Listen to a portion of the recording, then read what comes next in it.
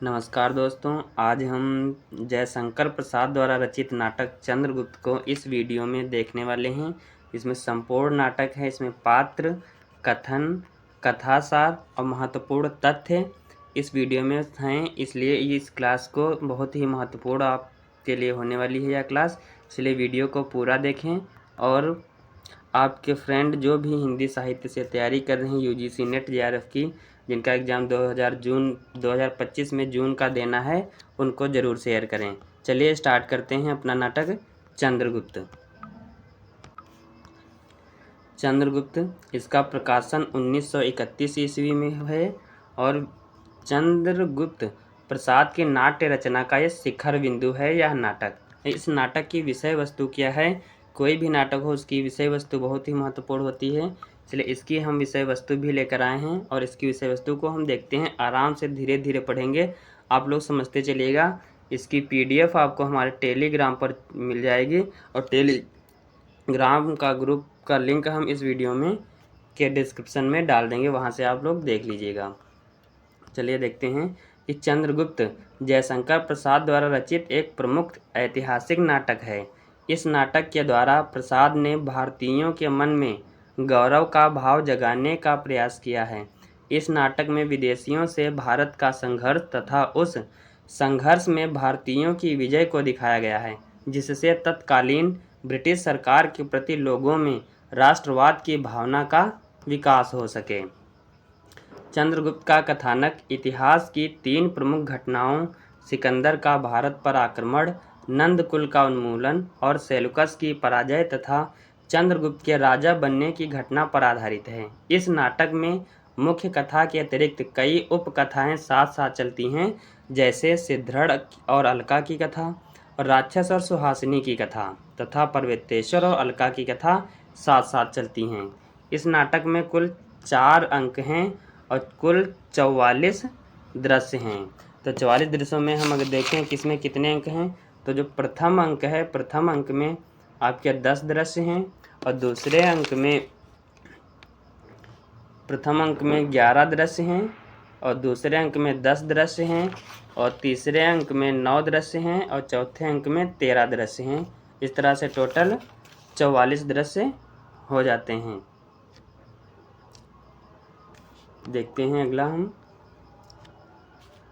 चंद पात्र परिचय देखेंगे। इसके बाद हम पात्र परिचय देखेंगे।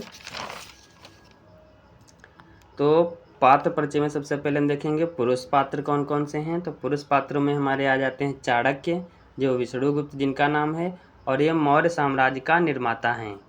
चंद्रगुप्त जो इसका नायक है इस नाटक का, वो मौर्य सम्राट है और नंद मगध का सम्राट है, राक्षस मगध का अमात्य है। वररुचि कात्यायन मगध का अमात्य है और सकटार मगध का मंत्री है। आंभिक तक्षशिला का राजकुमार है और सिंहरड़ मालवगढ़ का मुख्य कुमार है। सिंहरड़ पर्वतेश्वर पंजाब का राजा पौरस है और सिकंदर ग्रीक विजेता है। फिलिप्स सिकंदर का क्षत्रप है और मौर्य सेनापति चंद्रगुप्त का पिता। और इसी तरह अगला देखेंगे हम एनीसा क्रिटीज, ये सिकंदर का सहचर है और देवल नागदत्त गढ़ मुख्य मालव गणतंत्र के पदाधिकारी हैं। साइबर्टियस मेगास्थनीज ये यवनदूत हैं और गांधार नरेश आंभिक का पिता है। कौन? गांधार नरेश। सेल्यूकस सिकंदर का सेनापति है। दांडायन एक तपस्वी है। इस तरह हमने पुरुष पात्रों को देखा। इसके बाद हम स्त्री पात्रों को देखेंगे। तो सबसे पहले आती है अलका, जो तक्षशिला की राजकुमारी है। सुवासिनी, जो सकटार की कन्या है। इसके बाद हम अगला देखेंगे कल्याणी, जो मगध राजकुमारी है। लीला, नीला, ये कल्याणी की सहेलियां हैं। मालविका सिंधु देश की राजकुमारी है और कार्नेलिया सिल्यूकस की कन्या है। मौर्य पत्नी चंद्रगुप्त की माता हैं और एलिस कार्नेलिया की सहेली हैं।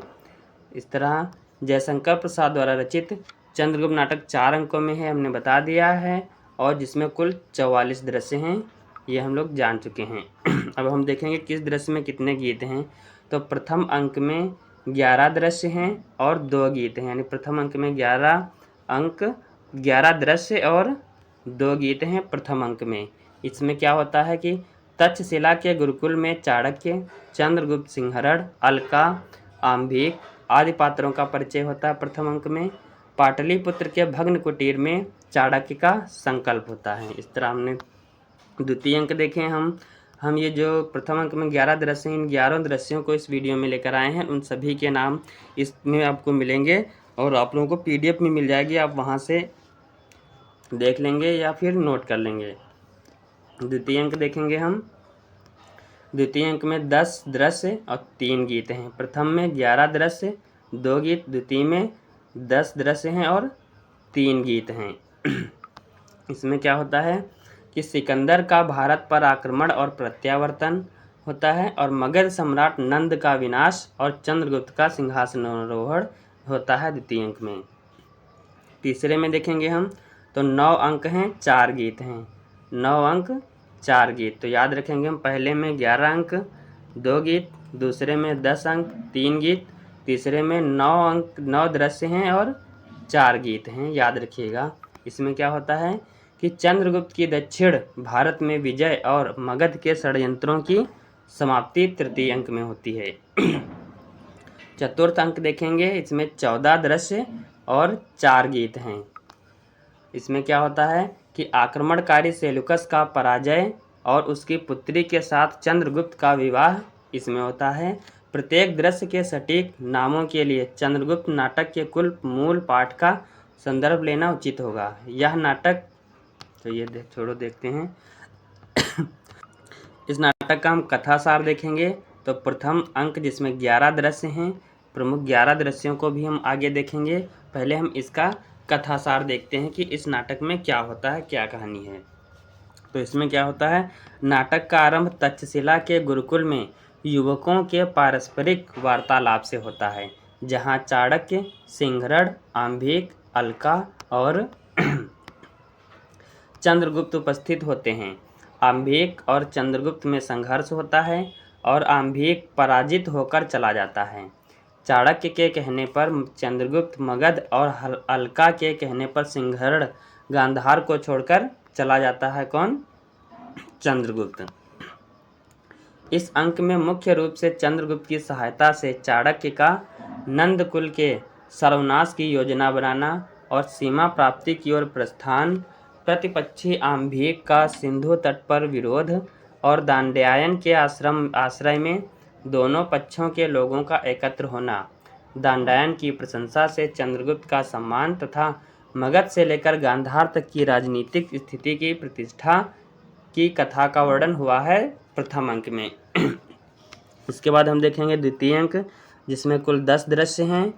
इसके देखेंगे इस अंक में क्या होता है। इस अंक में पश्चिमोत्तर सीमा पर पार की राजनीतिक वस्तु स्थिति की स्पष्ट रूप रेखा देखी जा सकती है। दुराचारी फिलिप्स के चुंगल से कार्नेलिया का निकलना इसमें दिखाया गया है और सूझबूझ और अपरिमित शक्ति के आधार पर सिकंदर को नीचा दिखाने में सफलता, विदेशी सेना की स्थिति एवं युद्ध कला की राजनीति की जानकारी चाणक्य को मिलना, चंद्रगुप्त को दोनों गणतंत्रों का सेनापति बनाना आदि कई महत्वपूर्ण घटनाएं इस अंक में घटती हैं। इसी अंक में घायल सिकंदर को चंद्रगुप्त प्राणदान देता है। यह दूसरे अंक की घटना का वर्णन है। और हम देखेंगे तीसरे अंक की घटना क्या होती है। तीसरे में क्या होता है, जिसमें 9 दृश्य हैं। तो तीसरे अंक का आरंभ विपाशा तट से होता है, जहां राक्षस चाणक्य के बनाए गए चक्र में फंस जाता है। दूसरे दृश्य में चाणक्य पर्वतेश्वर को आत्महत्या से रोकता है। सिकंदर अपने अनुचरों के साथ नौका से वापस लौटता है। चौथे दृश्य में राक्षस को एक चर के द्वारा पता लगता है कि चाणक्य को उसके माया चक्र में फंसाकर मगध में विद्रोह कराने वाला है। पांचवें दृश्य में नंद सुवासिनी के साथ दुर्व्यवहार करता है, लेकिन समय पर आकर राक्षस उसे बचाता है। छठे दृश्य में चाणक्य सकटार से मिलता है, जो नंद से प्रतिशोध लेना चाहता है। सातवें दृश्य में मालविका नंद को चाणक्य का दिया पत्र और राक्षस की अंगूठी देती है। और आठवें दृश्य में नंद के प्रति विद्रोह होता है और 9वें दृश्य में चंद्रगुप्त मगध का शासक बन जाता है। जैसे कि इसमें 9 दृश्य हैं, आपको याद रखना है शासक किस दृश्य में बनता है, तो 9वें दृश्य में चंद्रगुप्त मगध का शासक बनता है। इस तरह हमने तीसरे अंक के दृश्य देखे। अब हम चौथे अंक के जो 14 दृश्य हैं, इन 14 दृश्यों को देखेंगे। तो इस अंक में पर्वतेश्वर के प्राणों का अंत होता है, यानी कि इस अंक में पर्वतेश्वर मर जाता है और कल्याणी के आत्महत्या कर लेने से चंद्रगुप्त का राज्य निष्कंटक हो जाता है। यानी कि जो कल्याणी है वो आत्महत्या कर लेती है। चंद्रगुप्त की प्राण रक्षा करते हुए मालविका अपने प्राण दान देती है, यानी मालविका भी मर जाती है चंद्रगुप्त की रक्षा करते हुए, और तथा उसकी हत्या कर राक्षस सेल्यूकस के यहाँ चला जाता है।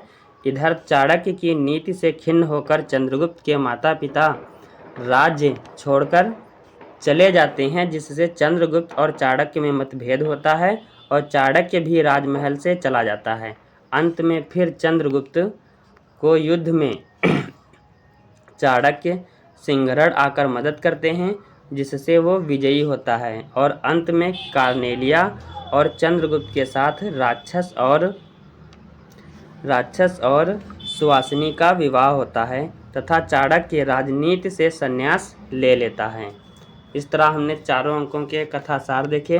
अब हम देखेंगे प्रथम अंक के जो 10 दृश्य हैं, प्रथम अंक में जो 10 दृश्य हैं, उन 10 दृश्यों को हम देखेंगे एक एक करके और उनको याद करेंगे। तो पहला दृश्य जिसमें 10 अंक, जिसमें 10 दृश्य हैं, 10 को देखेंगे। पहला है तक्षशिला के गुरुकुल का मठ है और चाणक्य और सिंहरण है, यहाँ पर सिंहरण हैं। दूसरे दृश्य में क्या है, मगध सम्राट का विलास कानन और विलासी युवक और युवतियों का विहार। इस तरह तीसरा हम देखेंगे पाटलिपुत्र में एक भग्न कुटीर।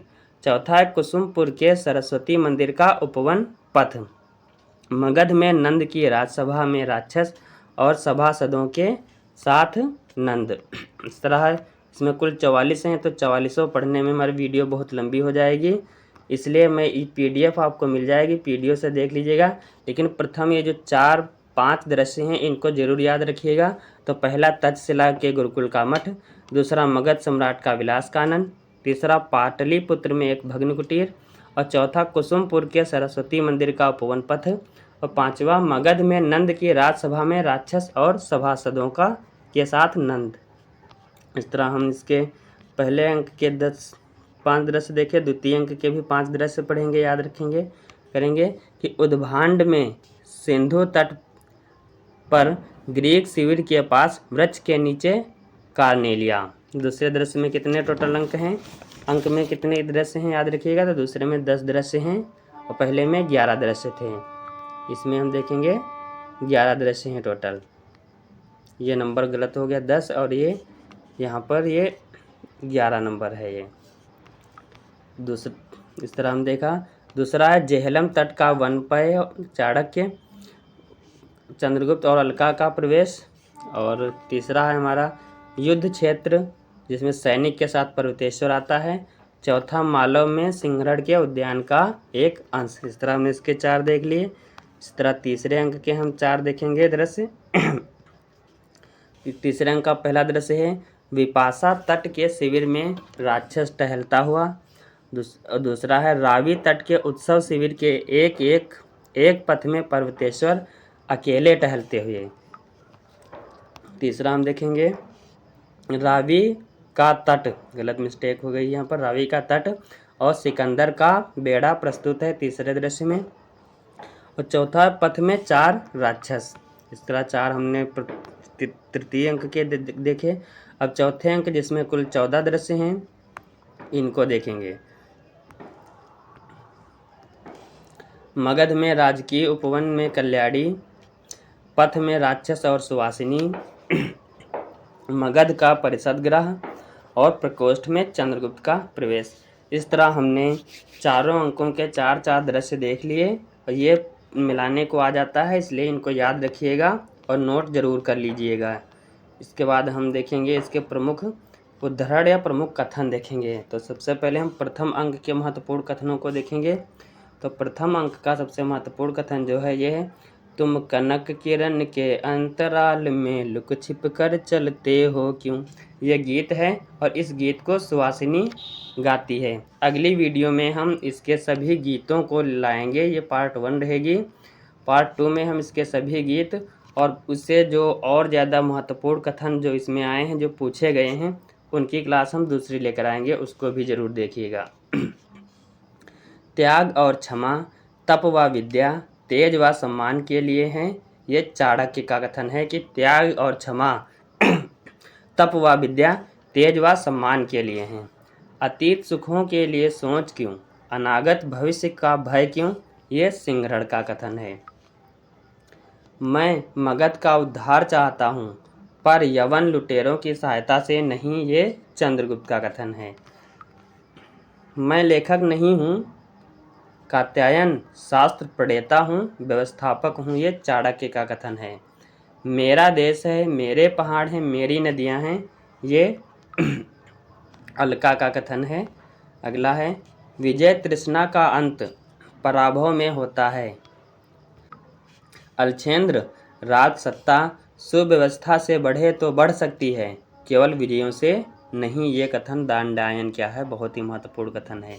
इस तरह हमने प्रथम अंक के देखे और डिटेल में वीडियो एक दूसरी लेकर आएंगे, जिसमें हम और भी इनके महत्वपूर्ण कथनों को लेकर आएंगे, इसलिए वो वीडियो भी ज़रूर देखिएगा। द्वितीय अंक है क्या दृश्य महत्वपूर्ण कथन है कि अरुण, यह मधुमय देश हमारा, जहाँ पहुँच अनजान क्षितिज को मिलता एक सहारा। ये गीत है, ये कार्नेलिया गाती हैं। तृतीय अंक हम देखेंगे कि यह स्वप्नों का देश, यह त्याग व ज्ञान का पालना। अन्य देश मनुष्यों की जन्मभूमि है, यह मनुष्यता की जन्मभूमि है। ये कार्नेलिया है का कथन है और चंद्रगुप्त से कहती है। समझदारी आने पर यौवन चला जाता है, मैं अविश्वास, कूट चक्र और छलनाओं का कंकाल। चाणक्य का कथन है, बहुत ही इम्पोर्टेंट कथन है दोस्तों, इसको नोट जरूर कर लीजिएगा। चौथा हम कथन देखेंगे कि पतन और कहाँ तक हो सकता है, ले लो मौर्य चंद्रगुप्त, अपना अधिकार छीन लो। ये चाणक्य कहता है चंद्रगुप्त से। हिमाद्य तुंग श्रृंग से प्रबुद्ध शुद्ध भारती, स्वयं प्रभा समुज्जला स्वतंत्रता पुकारती। ये अलका का गीत है, बहुत ही महत्वपूर्ण गीत है। अगला हम देखेंगे, यदि प्रेम ही जीवन का सत्य है तो संसार ज्वालामुखी है। ये कार्नेलिया का कथन है। मैं क्रूर हूँ केवल वर्तमान के लिए, भविष्य के सुख व शांति के लिए। ये चाणक्य का कथन है। यह युद्ध ग्रीक व भारतीयों का नहीं, यह अरस्तु व चाणक्य कार्नेलिया की चोट है। युद्ध देखना चाहो तो मेरा हृदय फाड़ कर देखो, मालविका कहती है। ये चंद्रगुप्त से कहती है। इस तरह हमारे कथन समाप्त होते हैं। इसकी PDF आपको हमारे टेलीग्राम ग्रुप पर मिल जाएगी और टेलीग्राम ग्रुप का चैनल का लिंक हम इसके डिस्क्रिप्शन में डाल देंगे। ये पार्ट 1 है हमारी चंद्रगुप्त क्लास का। पार्ट 2 आपको बहुत ही जल्द क्लास मिल जाएगी। धन्यवाद।